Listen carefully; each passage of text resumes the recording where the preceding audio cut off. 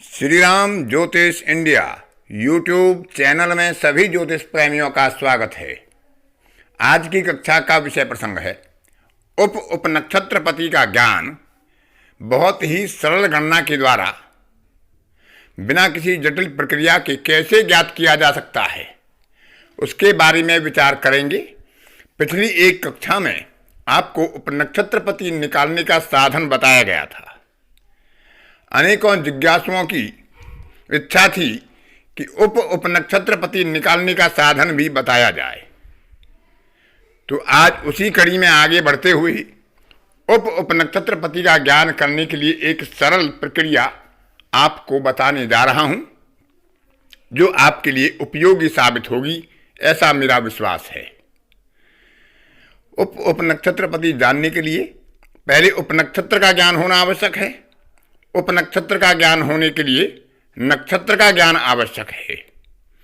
तो नक्षत्र का ज्ञान, उप नक्षत्र का ज्ञान ये पिछली कक्षा में बताया गया था, लेकिन आज भी उसे एक बार थोड़ा सा दोहरा देंगे और उसके बाद उप नक्षत्रपति का ज्ञान किस प्रकार से प्राप्त करेंगे उस पर विचार करेंगे। आपको पिछली कक्षा में भी बताया गया था और यहाँ भी बता देते हैं कि केतु का प्रारंभ होता है, जो केतु का नक्षत्र होता है, प्रारंभ होता है 0 अंश से। चंद्रमा का प्रारंभ होता है 10 अंश से, जो रोहिणी, हस्त और श्रवण नक्षत्र होते हैं। राहु के नक्षत्रों का प्रारंभ होता है 6 अंश 40 कला से,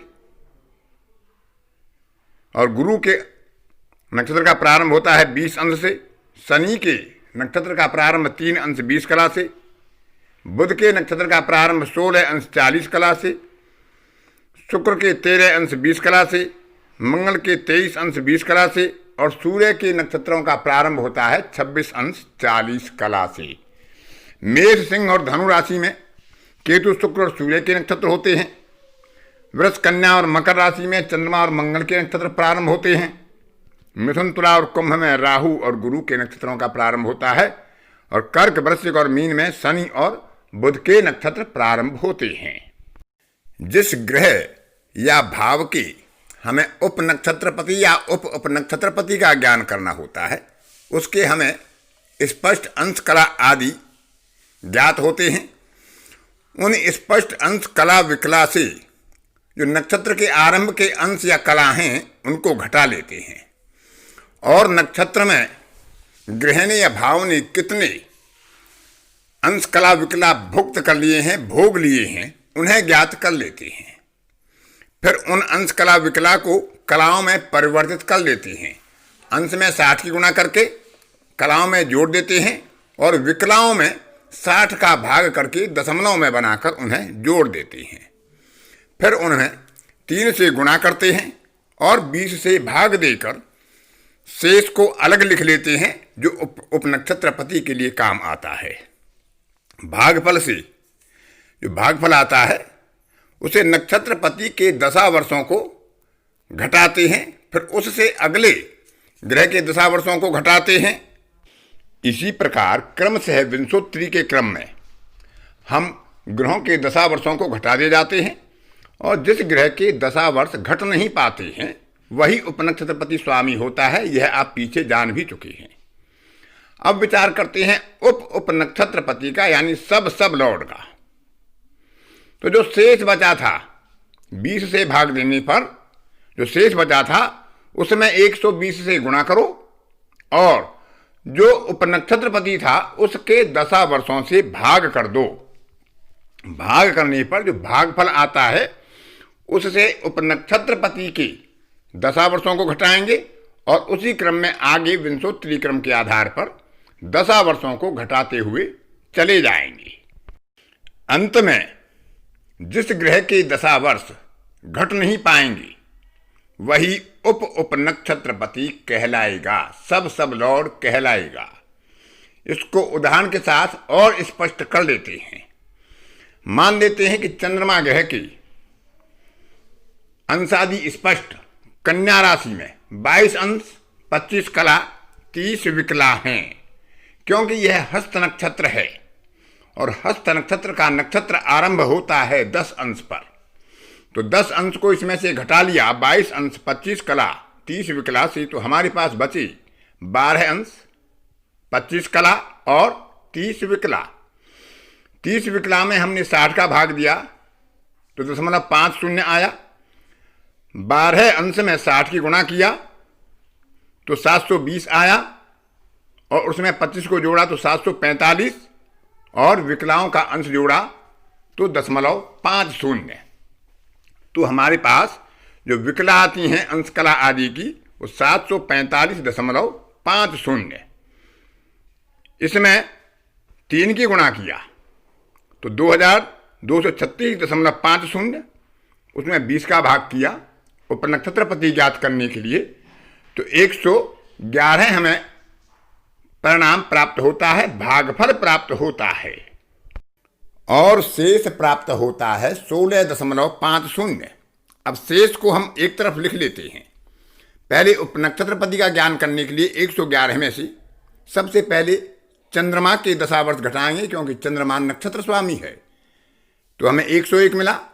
7 मंगल के घटाए 94, 18 राहु के घटाए तो 76, उसमें से 16 गुरु के घटाई तो 60, 60 में से 19 शनि के घटाई तो 41, 41 में से 17 बुध के घटाई 24, 24 में से 7 केतु के घटाई तो 17। और क्योंकि शुक्र के 20 होते हैं और 20 वर्ष 17 से नहीं घट पाएंगे, अतः उपनक्षत्रपति का स्वामी शुक्र बन जाएगा। तो यहां पर चंद्रमा नक्षत्र स्वामी हुआ, शुक्र उपनक्षत्र स्वामी यानी सब लॉर्ड हुआ। अब सब लॉर्ड यानी उपनक्षत्रपति के लिए हम 16.50 जो शेष बचा था उसमें 1 से 20 की गुणा करेंगे और 20 का भाग देंगे, तो हमें परिणाम प्राप्त होगा 99 यानी 99। उसमें से हम सबसे पहले शुक्र के दशावर्षों को घटाएंगे, क्योंकि शुक्र यहाँ पर उपनक्षत्रपति है। तो 20 घटाएंगे तो हमें मिलेगा 79। उसके बाद हम सूर्य के 6 दशावर्ष घटाएंगे तो हमें मिलेगा 73। फिर हम चंद्रमा के दशावर्ष घटाएंगे जो 10 होते हैं तो हमें प्राप्त होगा 63।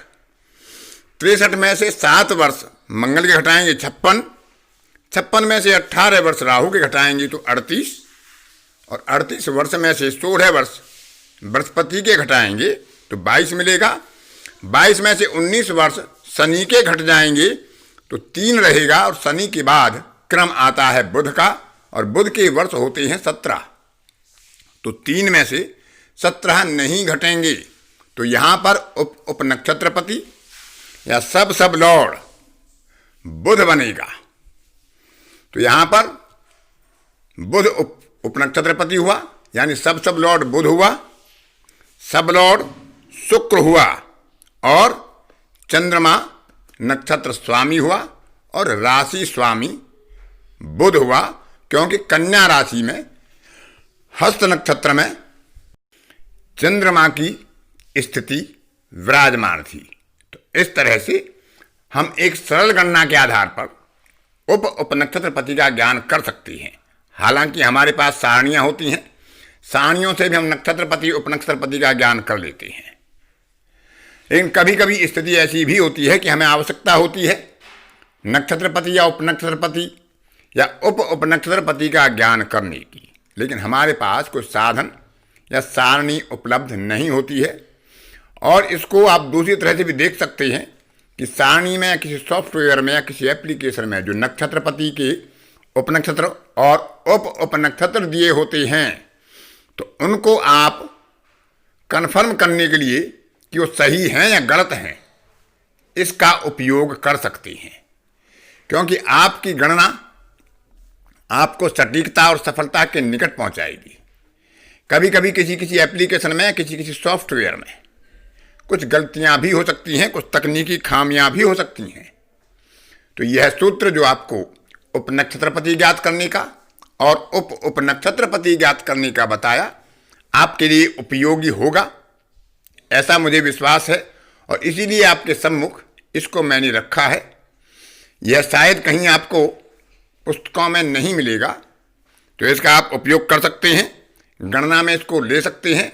बहुत सरल गणना है, कोई जटिल गणना नहीं है। किसी बहुत लंबे चौड़ी भाग गुणा या जोड़ आदि की आवश्यकता नहीं है।